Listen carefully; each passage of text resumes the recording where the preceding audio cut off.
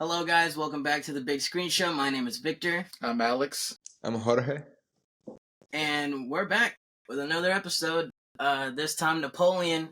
We just saw it in theaters today. Today is Tuesday. Kind of weird going to the theaters on Tuesday. We're used to going to theaters on Thursdays, but Thanksgiving, so we get it. Happy Thanksgiving, everybody out there. Hope everybody is having a great time with loved ones. Now, Napoleon. Let's go around, give some general thoughts before we get into some deep dive into this. Jorge, what were your thoughts on Napoleon? Well, overall, a pretty good movie. I think it's a very solid, project from Ridley Scott. Probably his best since The Martian. Uh, I think from a production standpoint, the movie is near flawless. I think the cinematography, the set production, the makeup, the score, it's all like on point. Like every detail, every outfit, it's amazing. And it's very consistent throughout the movie. And we're like in France, so the art is very influenced in the movie as well. Like the architecture, like how the city looks, the CGI looks amazing. Like the VFX, like everything feels so real. To me, on the other side, I think the story is what lacks a little bit. I think the movie feels a little bit, I'm not gonna say rush, but it tries to put too much of a person's life that it's honestly like huge, so many things to tell about Napoleon. And I don't think that in 2 hours and 40 minutes, you're really able to tell the full story and be able to attach the viewers to the stories. More so, if you focus on one battle, one specific battle, you may like attach yourself to the character or to the story or whatever. But when you have so many things going on, I think like it's a little hard to connect with the character and the things that are happening in the movie. But yeah, I enjoyed it overall. I think the performances were pretty solid. Although Joaquin Phoenix, I couldn't really see Napoleon in the movie as much as I would have liked to. I was like seeing more Joaquin Phoenix dress and acting as Napoleon, but not Napoleon itself. But that's the only character that I had that experience with in the movie. The rest, I felt that all the characters were pretty on point. But yeah, I gave it an 8 out of 10, just because I think from the production standpoint, the movie is just fantastic. The battle scenes, the sound design, I think it's perfect. But yeah, on the other side, the story lacks a little bit. Yeah, I actually agree with you. The just like watching this film and just seeing Joaquin Phoenix be Napoleon instead of just seeing simply Napoleon, I think actually is pretty loud. As a matter of fact, especially Yeah. because we're fans of Joaquin Phoenix, so it's like we're really, at least for me, in my experience, I know y'all saw it together. I wasn't with you guys, but in my experience, I was alone in the theater, and I'm just really just sitting here thinking like, I'm not convinced, like I'm just not fully convinced on like Yeah. what your role is and like how you're going about it. I'm not saying he did a bad job. I just don't think he was. I don't know. I guess it wasn't coming across fully, basically. So I think definitely that's a shortcoming for sure. I agree with you. As a matter of fact, I think the score, the technical side of this movie is very, very good. I mean, it's what I've come to expect from Apple Films. Apple Studios, they really put in a lot of work on that side of the coin. The details of the cinematography, the score, the way it's filmed, and the angles and all that. And I think it was done uh, near flawlessly. And honestly, more so with a timepiece like this, 1700s, where you got to be very specific with the costumes, the stage design, the set design, I should say, things like this. And I think it was definitely a highlight. If anything, in my personal opinion, the biggest highlight of this movie is really the technical side of it. I Yep. think it's a real big feat in that regard. However, I think it has some really big shortcomings on the plot side of it all, like, you know, the actual girth of what you're being told and shown. I think I agree with you. I think, and it's funny you say that maybe it felt a little rushed because the movie is 2 hours and 40 minutes. So, you know, to feel like it was rushed is kind of crazy for a movie that's already on the longer side of what comes out these days. So it's actually pretty crazy, but I don't disagree. And if anything, it's either one of two things. It was either rushed or the wrong things were chosen to be shown. You know, because if you kind of tweak what was shown within the same time frame, you might have gotten a different point across in a better, more effective way, in my opinion. And due to this, I just think I felt, I was telling Alex off screen, I felt empty after the movie was Yeah. over. I felt, I was like, I mean, like, cool, but with a question mark at the end of it, you know, kind of like, I'm not necessarily upset, but I'm not impressed at all. Like, it was definitely a disappointing experience because I was very excited for this movie. I'll say that for sure. Um, but we can dive deep later on in the video about kind of more of what entails. But that's kind of how I felt about the movie overall, without giving any spoilers. And my review, sadly for it, is a 5 out of 10. Um, it's just a movie I'll watch once. It's decent. It's not a bad one-time watch, but it's also not a good one-time watch. It's just a decent one-time watch. I'll put it at a 5. And I just asked myself, would I watch this again at all? Like, even years down the road, and I'm like, I don't think I have that desire. I don't. So yeah, that's where I stand. But Alex, what about you?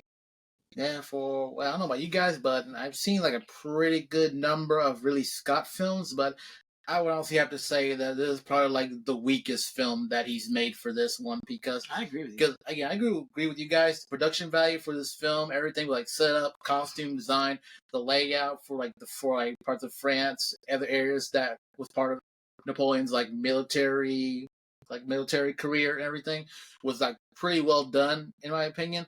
But I will say it is a lot of shortcomings for the story where if it feel like it tries to condense way too much for his own for his long spanning career. Mhm. That was like probably that was about like more than about 20 years, 15 or so for that one. And it's the type of career because it's so eventful. Yeah, because he literally went from like captain to general to emperor of France, but like Yeah. the story doesn't really do much to really show his position of power as emperor, where like it does in history books, as it kind of shows what he was like as a leader for France.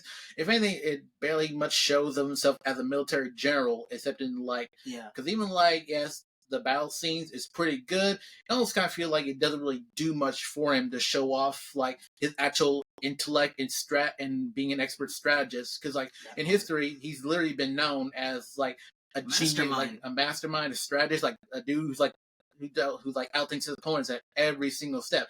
He's like the equivalent of Thrawn in the 1700s. Basically.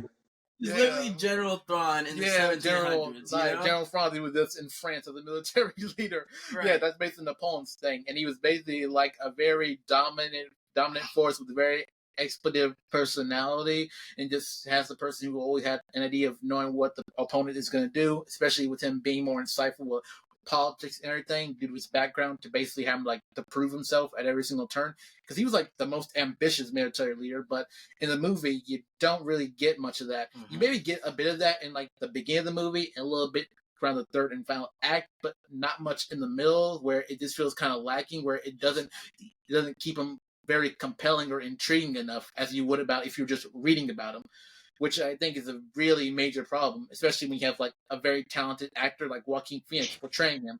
But I will there are some aspects of him that he's able to get right, like, you know, about him being kind of like a prude when it comes to like sexual encounters and nudity, and then being able to like compartmentalize. And we get some small moments of that, but it's never really enough to want to really get my attention, because honestly, it's kind of weird because I found like everything else happening around him a bit interesting.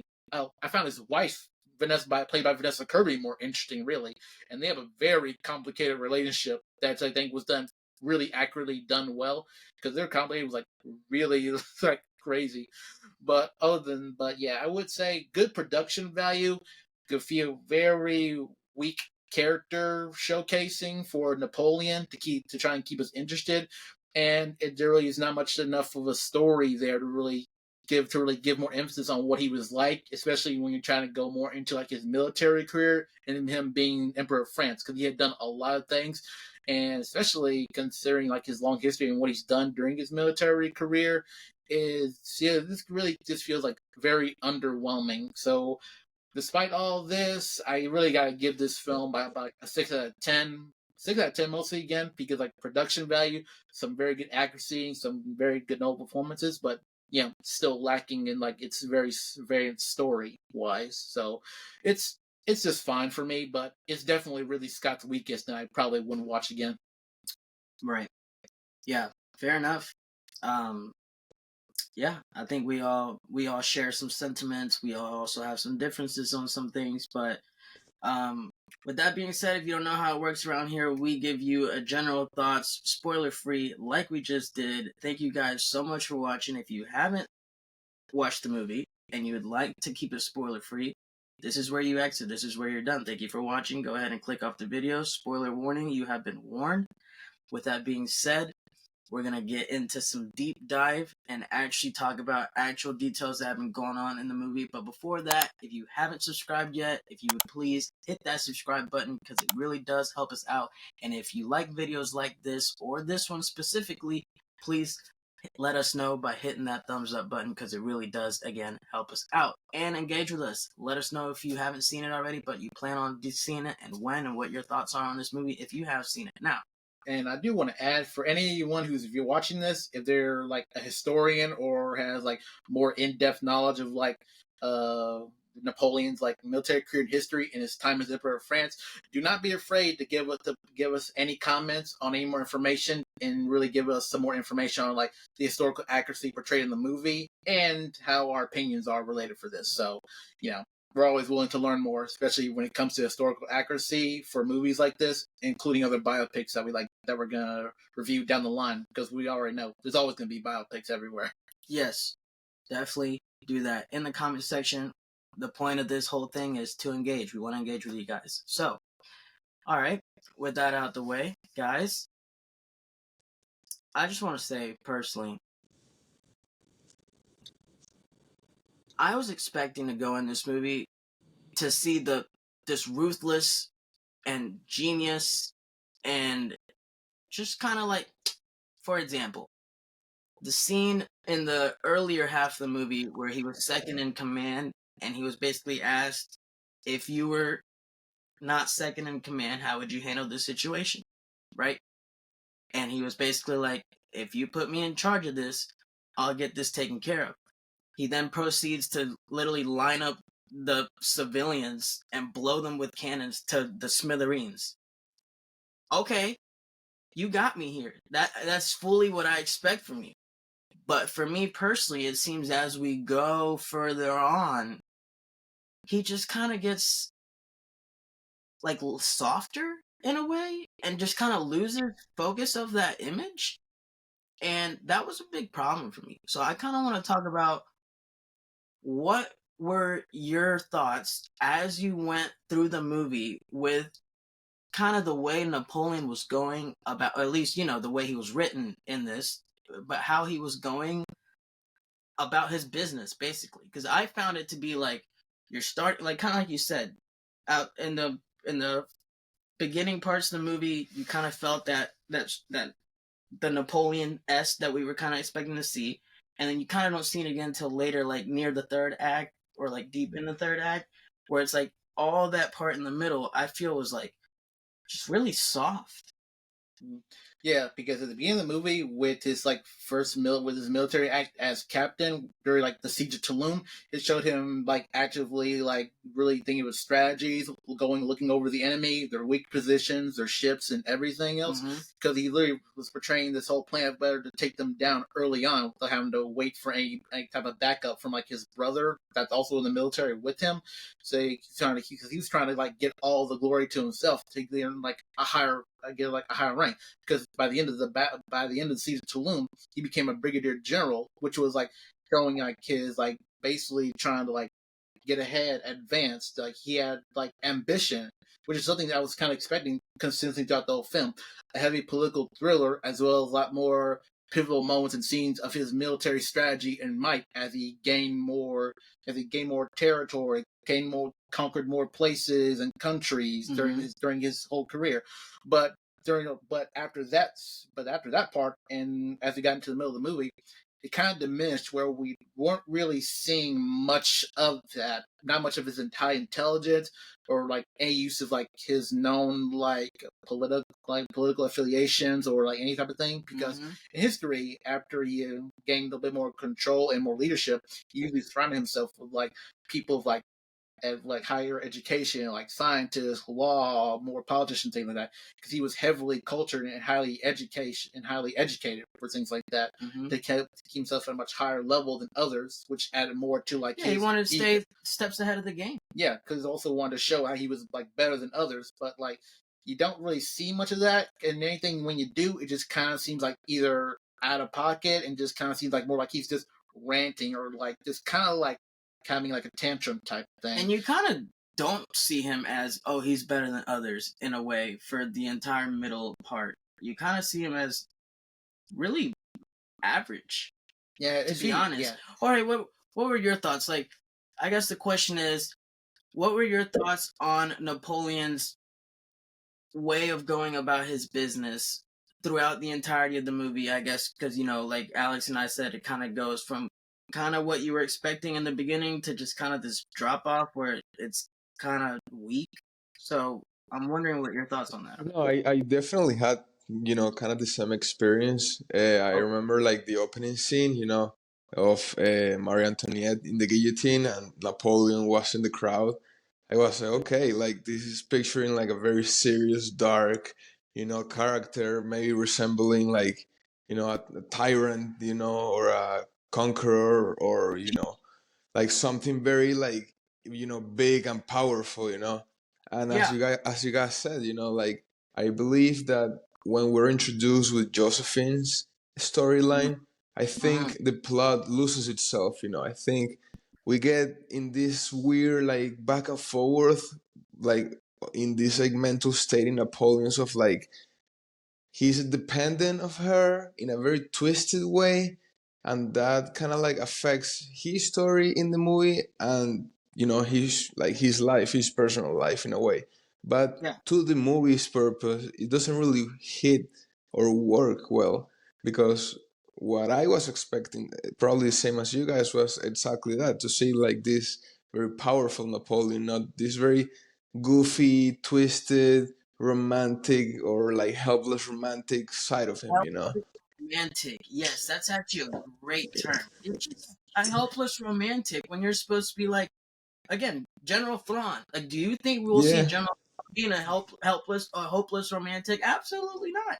I would have preferred that they would have pictured his real love to be for France, and more so for France and not so much for Josephine. Although obviously you could have like mentioned Josephine and like have like a presence of her in the movie, but make it like his love for France and like what it means to be French, you know. I would like that. Yeah, I honestly, I love that point. I fully agree. I think that would have definitely been super, super powerful, and actually would have added, hopefully, if done right, this theory or this idea, if done right, it would have actually added to all of the, like you said, because it kind of felt like these battles were kind of meaningless because there wasn't really much being done outside of them to really hold weight, like no reward, no consequence, no like real weight to them. And so if you actually introduce that I love France to death kind of idea, it actually makes these battles and these wars that we're seeing way heavier, especially when he's victorious, because it's for his love. Exactly. You know? Yeah, it was weird because I said this like both of you guys off camera how like when they're trying to do like either these short battle scenes, but then we just kind of skip ahead right into like any type of politics thing, or like when after the war's over and we just get like, you know, personal level, everybody's like talking and going over things.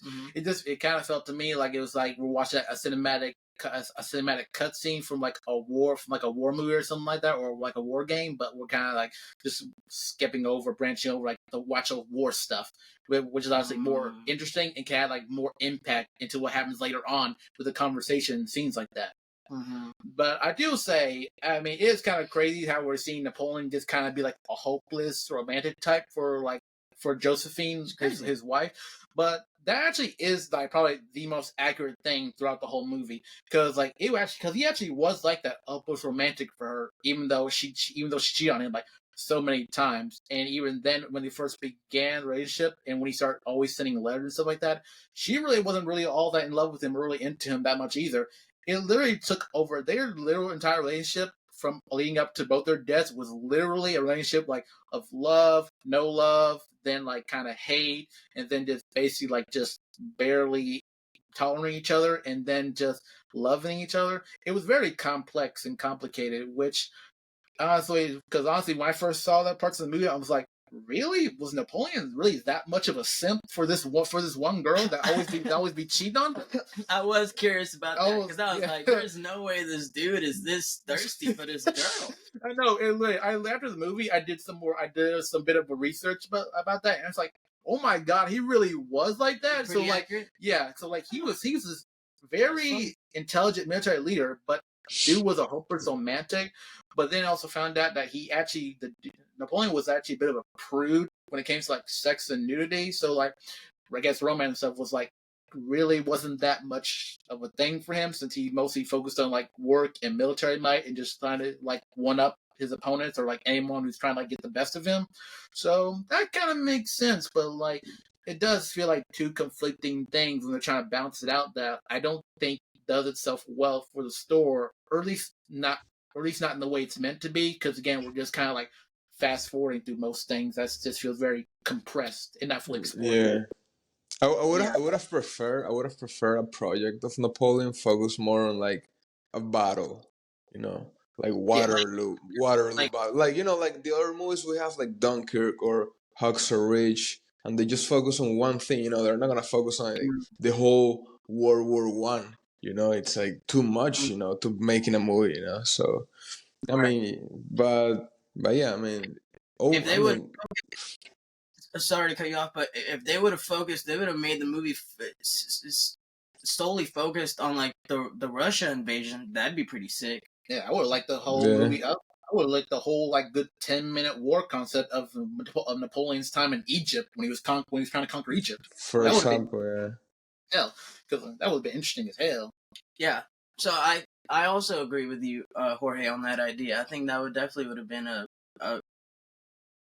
probably a more positive route to go, considering how this played out. Because I mean, when you look at a guy like Napoleon, his life, it probably isn't that long in comparison to today's standards of life expectancy, right? But it was so eventful, and the things that were occurring were so intricate and detailed and very complex and complicated that it's hard to do an entire life, or I should say majority life biopic, and like cram it all, unless you want to make the movie like twice as long as it was, but that's probably not an option. So yeah, I fully agree. I think the plot of this movie definitely has some shortcomings. I mean, it's definitely its biggest negative. I think we can all agree on that. But pivoting to the movie's biggest positive, man, the technical side of this film, guys. I mean, wow, truly, I think really awesome. Astonishing, I think this set design was like amazing. The battle sequences, like, so good. I'm gonna be honest, like there was this one battle with the horses, like all next to each other, the white horses. That's exactly, for those of you watching that have watched Game of Thrones, Battle of the Bastards. You all know it. That reminded me of Battle of the Bastards. I was like, man, I'm reliving this scene right here. But yeah, I mean, set production to me was like so good. Like I felt that I was there, for so many moments. Yeah. I think one of my favorite scenes when it comes to battle was when he let the cannons go and they were falling into basically the lake that was frozen over, and like everybody was falling into ice and like really That's cold water. Waterloo battle. No, that wasn't Waterloo. No, that Oh, was wasn't Waterloo? Austria. It's like Austria or Auschwitz, whatever. One of those. I think it's like Austria something. Battle is the one with the A. Yeah, the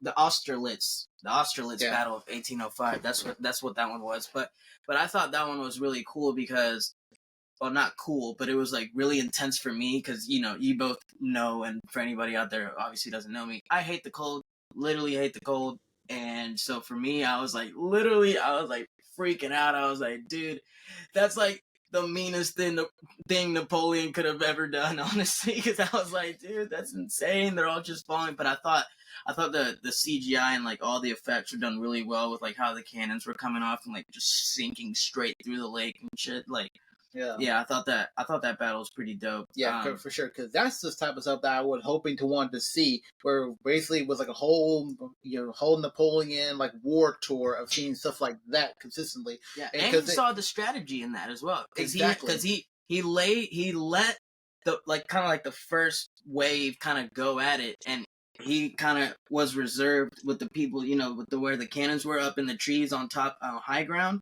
And he was like, we're not going to make our move till they get closer. And then, boom, he went for it. So you kind of see some of that strategy side of him there, Yeah, see, that's why I wanted to see him showcasing his military strategy and high intelligence. That's what I was hoping to see consistently. But, yeah, not much. Right. What were you saying? And I think he really portrays Napoleon in the battle sequences, like his mannerisms, the way he feels on camera. It's like, okay, that's Napoleon.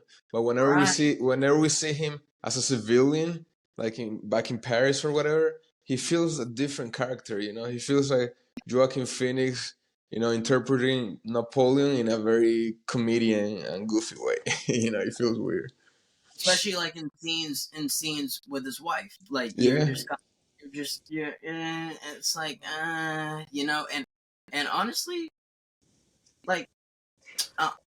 I'm not even, but yes, I fully agree. It just felt very. I didn't really notice that duality, but now that you mention it, I actually totally see that. Like, definitely, like in battle in the heap of things, you really see like Napoleon at charge, at his best, strategy, ruthless, just like firearms, and then like when he's in this, more like on the personal side of things, I guess that's where like the weakness shows back up, and like this goofy, and like it's just hard to take him seriously. Yeah, see, I get what you mean, but because like when he's how he is during like wartime, when he's like right in the middle of it, and then when he's like when his personal life with his wife, that's actually some pretty good nuance that Joaquin Phoenix is portraying, because like with him and war, and then when it's him and his wife, and it's completely different, because again, his wife is probably like the most complicated thing he's probably ever had to deal with, even like his actual history. But then when he gets more to the political side in France and dealing with things as an emperor, that's where it feels inconsistent, where it doesn't feel like he's that much in control, but he just feel like he's kind of like being led, where it's kind of hard to believe that this is a really intelligent military strategist guy who basically like became the emperor of France. It's just kind of hard to believe a little bit when it comes to that part. That seems very inconsistent wise to me. And another thing is like Napoleon was known as like one of history's greatest conquerors. Yeah, equal to Julius Caesar. Right. And even in the movie they hinted compare them to right. And it's like it's like we always talk about this, right, when like movies do this, and it's never a positive, but you're telling me, but you're not showing me. Yeah, that's always a problem if we're trying to do that, but it's not portrayed right, because then it just feels empty. Right, exactly, and that at the end of the day, to be honest with both of you, that's the word for me. That is the one word for me that I could use to describe how I felt at the end of the movie. Simply just empty. I felt like it didn't give me reason to emotionally attach myself to him or really anything that was going on. Like, I guess the thing I was emotionally attached to the most was like him and his wife's relationship, but that was so like up and down and messy that it's kind of hard to really give my emotion fully to it. So just empty. That's really just the word for me. So, but yeah, technical side, amazing. Obviously, we can agree on that. Really, really, really well done. I think it's Apple Studios back on just like what they do. And it's funny. We all, at least over here, for those watching, we all think very highly of Apple Studios and the job they do. I think I speak for all of us when I say, we all definitely get very excited if they're doing a project that involves big names, big actors, and it's an intriguing plot because we think that the stuff they're putting out is of high quality.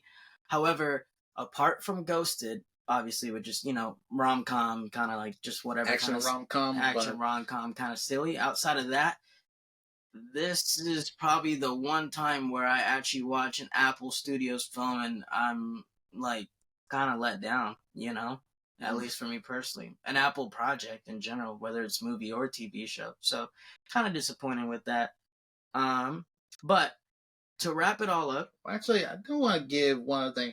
We gotta get credit to Vanessa Kirby as Josephine. Yes, I gotta do that. Yes, I actually agree with you, and I think especially for this. I mean, I love her in general, right? Like she's great, and she's a very talented actress. I love her. Yeah, I love her too. She's great, Mission Impossible and all that. But I think for this character, her voice is like just literally exactly what the doctor ordered. Mm-hmm. I think if anything, she's more perfect for her role than Joaquin Phoenix was for Napoleon. Yeah. We're saying a lot because it's weird how like the supporting character seems more interesting than the actual main character that the movie's about. It's kind of strange. Yeah, definitely. But to wrap it all up, let's go around and give our favorite scene. Yeah. You want to go first? Yeah, for me, my favorite scene is definitely the Battle of Austerlitz because again, probably the best showcasing of Joaquin Phoenix actually portraying Napoleon as like this brilliant military strategist. Because again, that's the type of stuff that I want to see consistently throughout the film, and that scene basically encapsulates it and actually makes Joaquin Phoenix's performance actually worth it. Right. What we were just talking about. Yes. Which I'll just go ahead and give my favorite scene because it's the same one. I think that whole battle was really, really, really dope.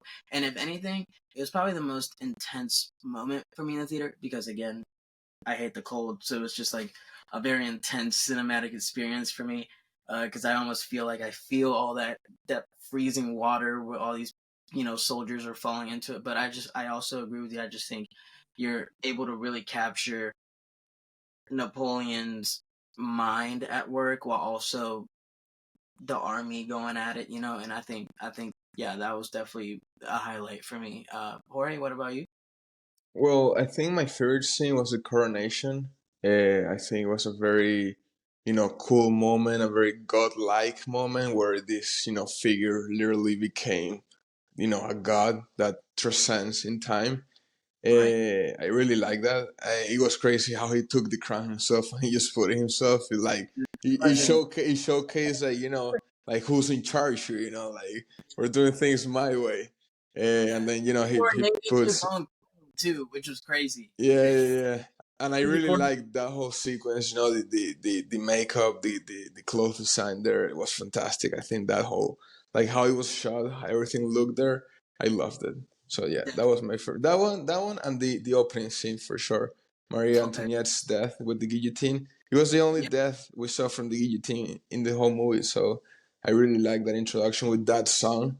Amazing. Yeah, that was very well done for and for her execution. That was a really good opening. Yeah. And what's crazy? You start the movie out like that, and it gets you excited. You're like, oh, all right, let's go. I was like, oof, what is coming? It's crazy. Right. Yeah. And then by the end of it, you feel like borderline the complete opposite of what you felt at the beginning. But yeah, those are two really cool scenes. Facts. I agree that the coronation was crazy because he just, especially when he just like grabbed it and he just raises it up and it's like he's basically like saying like F you all, God. Yeah. Like you said, definitely. Yeah, basically down. Basically they saying like down with the royalties. Yep. And he want to be worshipped. So okay. Well, do you guys have anything else to say on Napoleon? I will do this. I do have one thing, but this is for our viewers right here. Okay. For any of you guys who have actually seen this movie or are about to go see it, put us down in the comments saying like, do you think this would have done better if Ridley Scott actually made this into a Napoleon series rather than a movie? Because think about that. Okay. That's interesting. Question of the day. Let us know in the comments. Do you think this movie would have been better, or let's say this project would have been better if it would have been a series rather than a movie? That's question of the day. Get at us. We'll also know you made it to the end of the video if we see a response to that. So, again, thank you, Jorge. Before I close anything?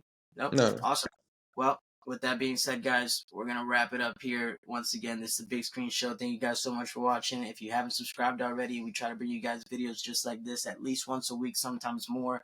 We have a lot of content coming for you guys in the near future, so please make sure to click that subscribe button and ring the notification bell so you get notifications anytime we make an upload, because we're about to start coming with a lot of content. And if you like this video, please let us know by hitting that thumbs up button on there, because it does help us out. And again, like Alex said, please get at us in the comments. You already know the question of the day. We'll see you guys next week. Peace out. Peace.